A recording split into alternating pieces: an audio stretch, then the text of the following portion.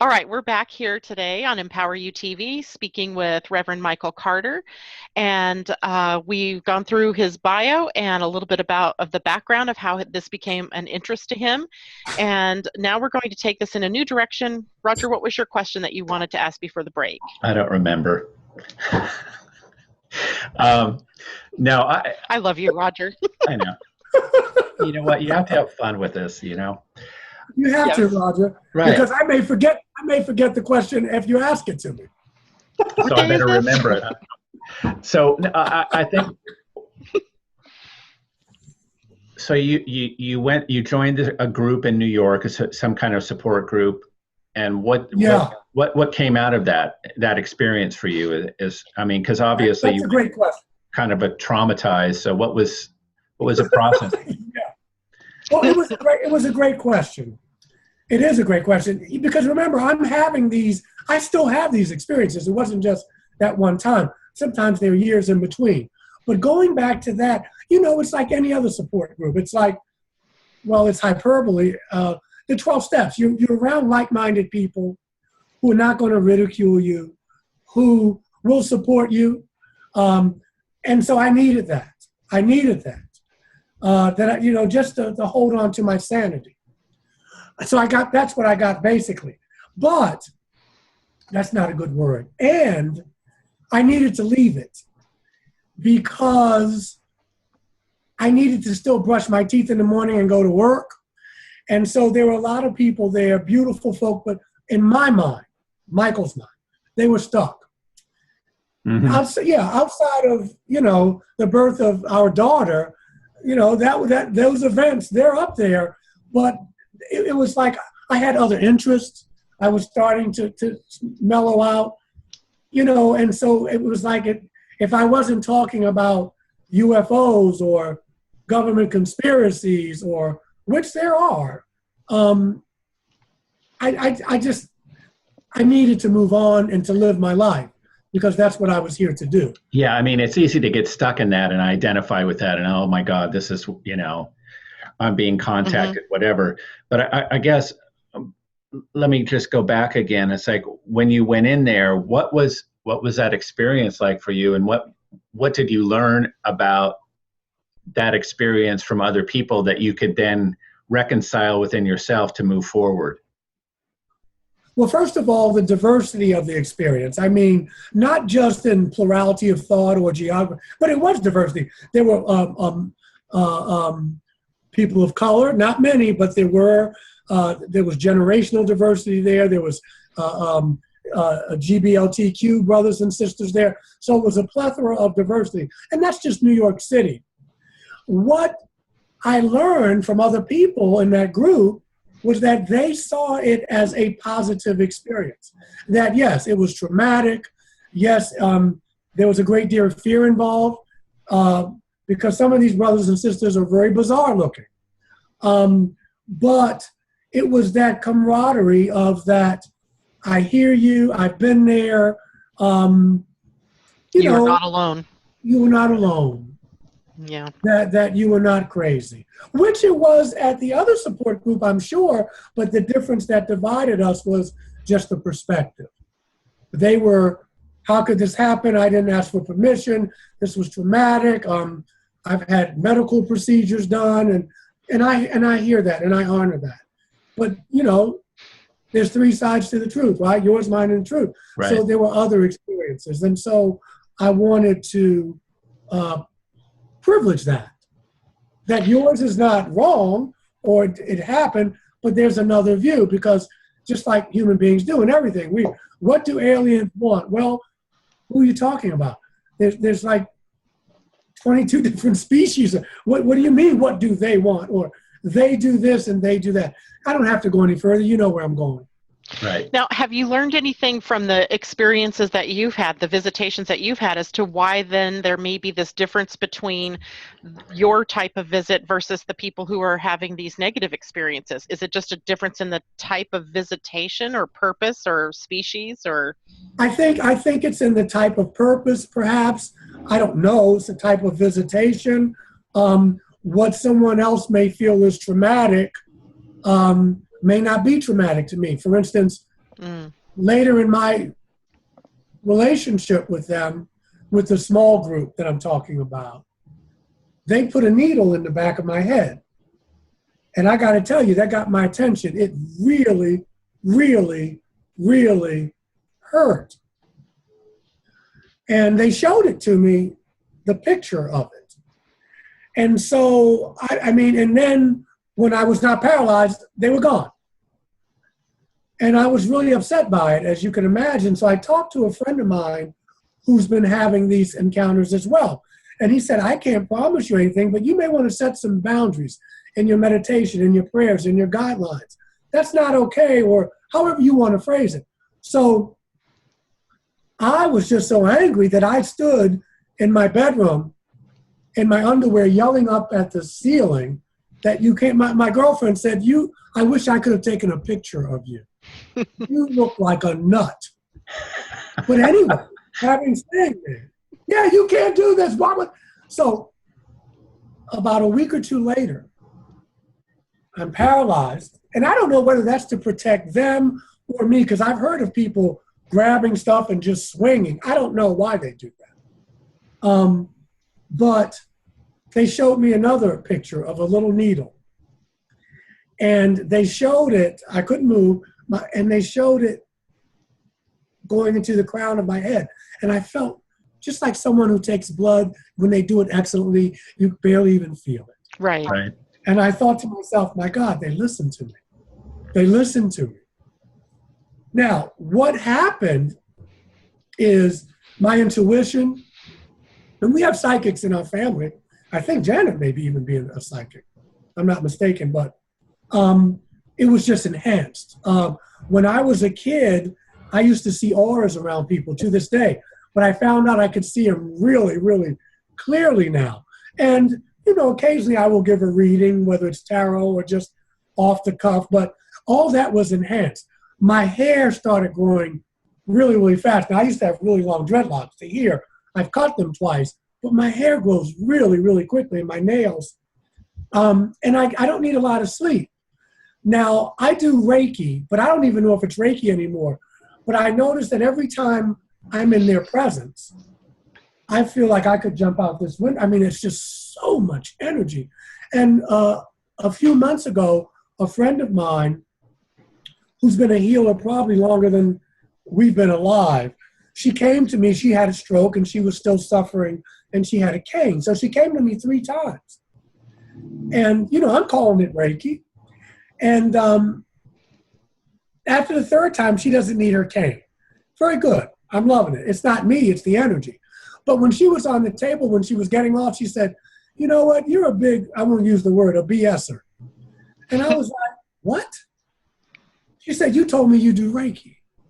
I said, yeah. She said, that's not Reiki. She said, I don't know what it is. It's probably from those friends of yours. But whatever it is, that's not Reiki. I know it. And I said, oh, she said, and I hear you. She calmed down. She said, you can call it what you want, but I'm here to tell you, that's a different energy. So I felt good about that. So I got some pamphlets made up because I'm starting my practice again, and I call it Space Reiki. But whatever it is, Reiki. yeah, whatever it is, it works. So it's out of this world. It's out of this world. But those were the things. Now I could have said, "Ow!" with the needle. Oh, and it was a mess. But I waited to see what would come of it before I just said it was negative. Mm-hmm. And for me, I was very afraid. Up until a couple years ago, I would not turn my light off until right before sleep, because it's not so much them. It's just that when my doors and windows, if I popped up in your room tonight, even in this form, at 1 or 2 o'clock, your heart would skip a beat. So that's what it was, fear. So I took that fear and I said, where else in my life am I letting fear keep me from being who? It was a perfect metaphor of who I say I want to be.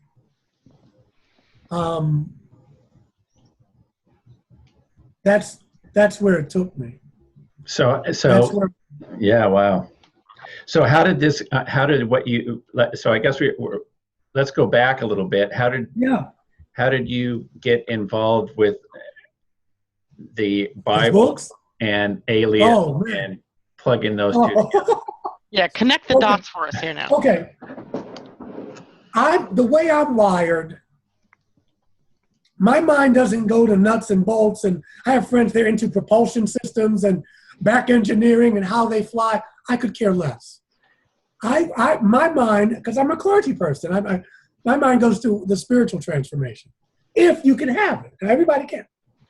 So when I saw this, I said, well, if they're coming to me in 1989 CE, then that means they may have been here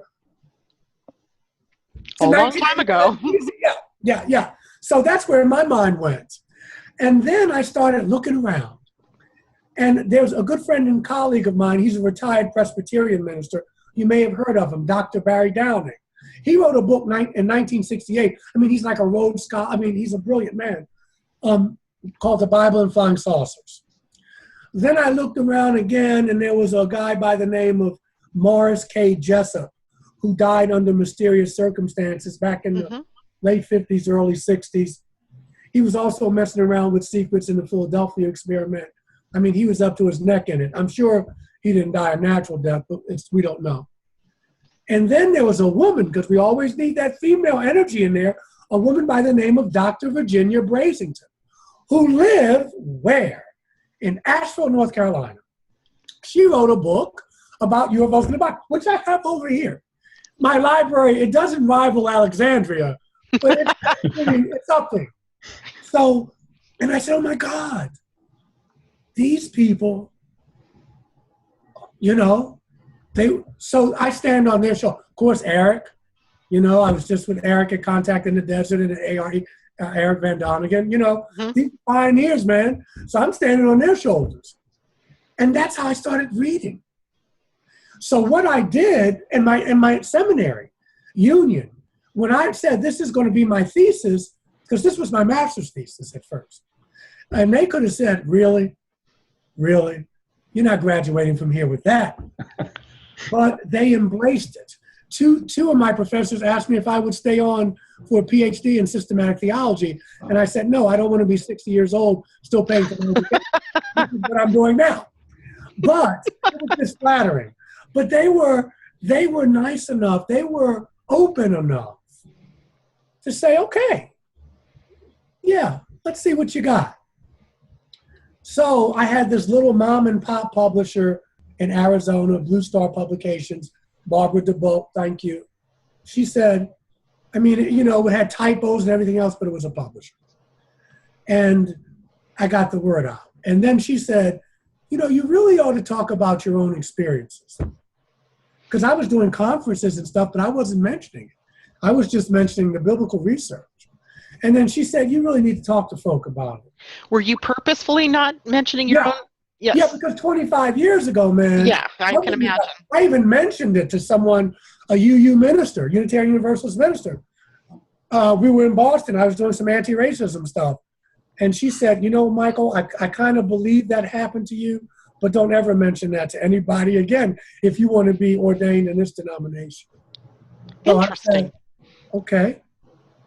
But what a difference 25 years makes. Because Ancient Aliens, it's 8 seasons. Some people come to the church and they buy my book. Some people come to the church because they said, I saw you on TV. 25 years.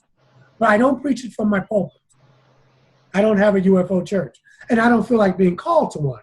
But I do, it's an open secret, if anything. If you ask me, what does my congregation think, I would answer you that I'm like my government. I don't tell them everything. Don't ask, don't tell. I'm like the government. But there are people who know. There are people who know. Yeah, I just don't tell. You can't tell them. Okay, so go back to your thesis. So you have this thesis. The school approves this. They approve it. And I started looking in the Bible. And I started looking at, for instance, and we'll get to Jesus because that would people, but I looked in the First Testament, people call the Old Testament, and chapter 6, verse 4, when they talk about giants being on the earth in in those days. And the sons of God came into the daughters of men, and they had children. So obviously, sometimes they must have made love the old-fashioned way, I guess. But these giants, these beings start having giants, start having offspring. They're hybrids. We could translate that into David and Goliath, because we see a lot, basically this. Everywhere in the Bible where you see angel, I say if you put extraterrestrial, the Bible makes more sense. Because angel only means emissary. It only means messenger. It doesn't mean they have wings. I believe our ancestors put wings on them to let us know these people flew. These people could fly. So I started with that premise. And then I looked at the Exodus. Very important, because you don't have Judaism until you have the Exodus. And if you don't have Judaism, you don't have Christianity or Islam. And so Moses and the Israelites, they're walking in the desert, man. Well, the Exodus story, of course, we have, the pillar of cloud by day, the pillar of fire by night. UFOs camouflage themselves in clouds, even in modern day. At night it glows. It follows them. They follow it. It's at least a UFO. Okay? That's the definition of it. It's intelligent. They camp out, it hovers. So, when we get to the New Testament, not going to go too far there yet, they call it the cloud. Jesus leaves the earth in a cloud. Just as we get tired of saying unidentified flying object, we shorten it to UFO. Instead of saying the pillar of cloud by day, the pillar of fire by night, by the time of Jesus, they're saying, man, that sister got in that cloud. They're not dumb people. They know that you can't step on a cloud, but they're using the vernacular of the day. Right. So when Moses and the Israelites follow this UFO and it parts the Red Sea for them, then we have the beginnings of Judaism. Yahweh, whom I think is an extraterrestrial commander, not the primal cause or the all that is, Yahweh separates them, gives them these commandments. Now, it was originally like 200 or 300 of them. They narrowed it down to 10. But, you don't murder, you don't covet, you don't sleep with your neighbor's wife, you don't steal. But remember, these commandments were only for the Jews. They weren't for the uncircumcised Gentiles, because if they were, you can't go into Canaan and kill all the men, women, and children. What happened to if I'm a Canaanite, I'm like, brother, what happened to the 10 Commandments? You just came here and took this land. There were already people in the land. Now, I'm sure Native American people may have a little problem with the Canaanite story as well.